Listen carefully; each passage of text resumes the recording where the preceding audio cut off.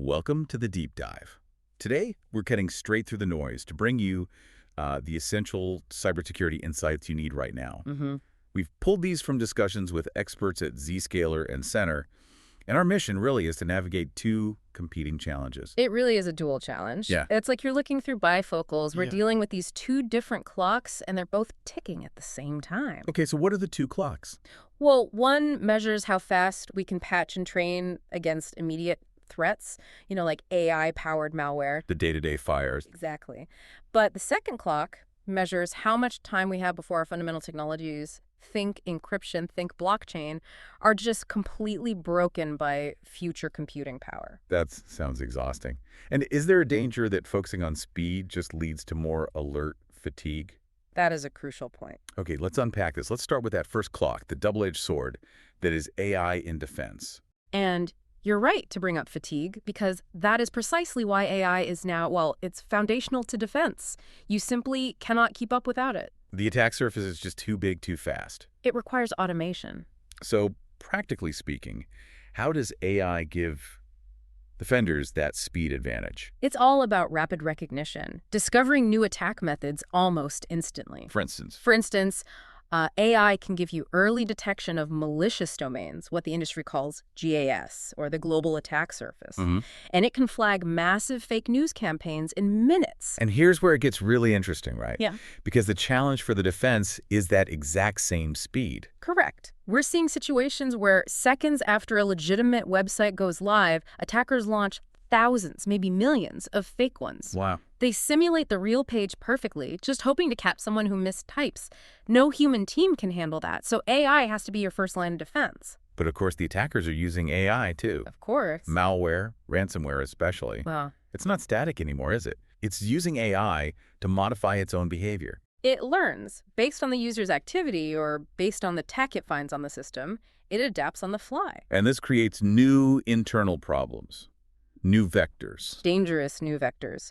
We're seeing these agent-to-agent architectures, or A2A and multi-cloud protection, MCP. Okay. And the fundamental problem here is that these A2A deployments, they just kill visibility for security teams. They create huge data protection risks and can open up backdoors. It sounds like the classic shadow IT problem, Yeah, but on steroids, with machine agents. that's a good way to put it. And this visibility issue is something Zscaler is tackling, right? Yeah. By moving away from just, static lists of bad URLs. They are. They're shifting toward dynamic analysis of a service's behavior, looking at risk patterns. So what does that mean, dynamic analysis? It means they aren't just checking if a website is on a blacklist. They're watching the code execute in real time, assessing its behavior to flag something malicious the second it happens. And they're pushing detection beyond just a bad login prompt.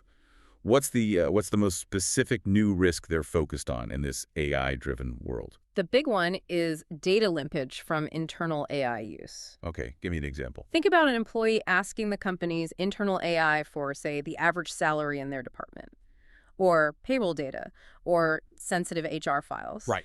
Zscaler is working on detecting not just malicious prompts, but also sensitive prompt responses from these internal AIs. That's a huge, often overlooked way for data to leak out. And connecting this back to those cloud deployments, the sources mentioned a pretty glaring API security flaw. The hard-coded credential. Yeah, API credentials just left in clear text, so anyone inside the network can just grab them. That's right. It turns a huge security project into a massive liability. It's an authorization nightmare.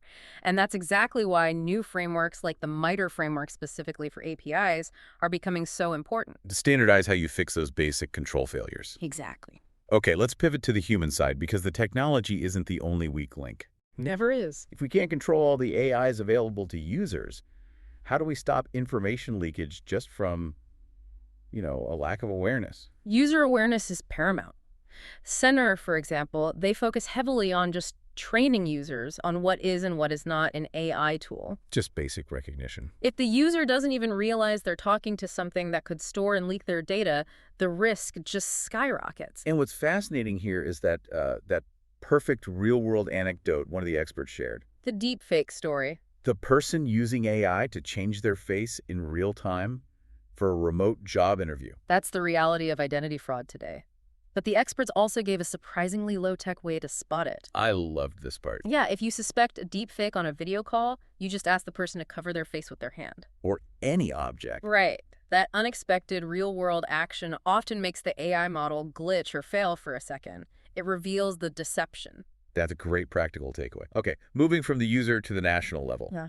Critical infrastructure, CI. Right. Rail, maritime, power, military. We hear the security controls are, quote, infinitely greater than for a typical company. They are. The regulation is incredibly stringent. You have bodies like CNCER overseeing it. But despite all that regulation, there is a massive systemic weakness. The operational technology, the OT problem. Exactly. CI environments are often running on ancient OT that nobody wants to touch. The old, if it works, don't touch it mantra. It prevails. The fear of disrupting service with an update is seen as a bigger risk than a potential cyber attack. But that seems like a crazy trade-off. Yeah. If these systems are running a nation's power grid, isn't the risk of disruption from an attack far, far higher? It's a paralyzing decision, and that hesitation is what allows security vulnerabilities to just accumulate for years. And we've seen the consequences. We have, like Yeah. the power loss in Spain, a catastrophic 12 to 14 hours of blackout in major cities. That kind of thing changes the conversation from an IT risk to a public safety crisis. And to mitigate that, the sources really stress the supply chain. Yes. A third-party provider, like Center, who supports CI, has to comply with all those same stringent controls. The whole supply chain has to be secure. It has to be. Securing CI really comes down to overcoming that fear and just getting visibility into who is accessing the infrastructure and how. And fear is often only overcome by law. Which brings us perfectly to the EU's NIS2 directive. We have frameworks like ISO 27011, but NIS2, this is a different beast entirely. It is. Frameworks are excellent, they're best practice. But NIS2 is law, and it imposes severe attention-getting fines. We're talking up to 2.5% of a company's global annual turnover. That gets a board's attention. And the requirements are high. Yeah. What kind of tech are companies now scrambling to adopt because of NIS2? It mandates things like detailed asset inventory, double-factor authentication, and robust PAM systems privileged access management. And this is the push that gets security into the industrial environments. Experts expect it to be a major impulse, yes, for nuclear, for energy, for all of it. Though we should note, the adoption is slow. In Spain, for instance, it's delayed by over a year and a half. It is, and that can create a false sense of security. But the requirement is inevitable. And frankly, those non-cyber events like that blackout we mentioned, they're forcing companies to focus on business continuity anyway. Right, that resiliency piece is now codified. NIS2 requires auditing the whole supply chain. Absolutely. The audit requirement is serious. The European Skins Agency, for example, now demands robust disaster recovery plans from all its suppliers. If you can't prove you're resilient, you're not getting the contract. This also brings up that fundamental issue of cloud dependency.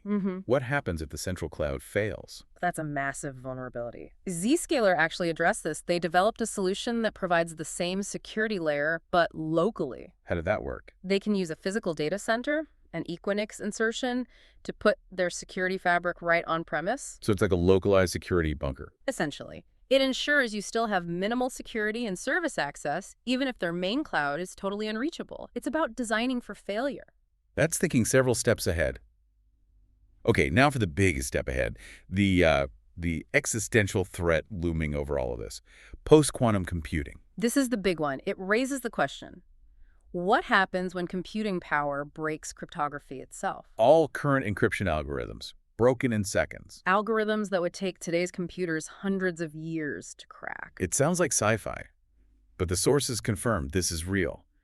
And malicious actors are already hoarding encrypted data today. Yes, just waiting. They're storing terabytes of it, waiting for PQC to become accessible so they can just decrypt it all. It's a digital time bomb. The disruptive impact is total. Total. Every framework we've talked about, NIS, ISO will have to be rewritten from scratch. And what about something like blockchain? It was supposed to be indestructible. It relies on standard encryption, like RSA. So that will be compromised. It would allow someone to manipulate transactions like changing a crypto wallet destination mid-transfer. This is a global race. The U.S., through NIST, is targeting a PQC roadmap for 2030. And the EU is currently looking at 2035. So what's the defense strategy now? We can't just wait. We can't. The immediate need isn't just for quantum cryptography itself, it's for developing ways to detect quantum attacks and for implementing agile cryptography protocols that can work over our current systems.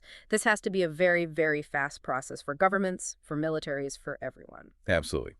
So to wrap up, we've covered the need for speed against AI attacks, the regulatory push from NAS2, and this looming foundational challenge of toast quantum computing. Cybersecurity is clearly just a continuous process of adaptation. It's not a destination. And future success means significant investment and board-level awareness, especially with regulation. So what does this all mean for you?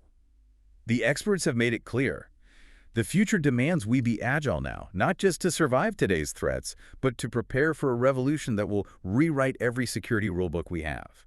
And we heard that blockchain was once considered indestructible. So if post-quantum computing can break today's encryption, what fundamental shifts should we expect in any technology that relies on digital signatures and non-repudiation?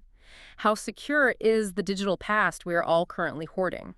A profound thought to end on. Thank you for joining us on this deep dive.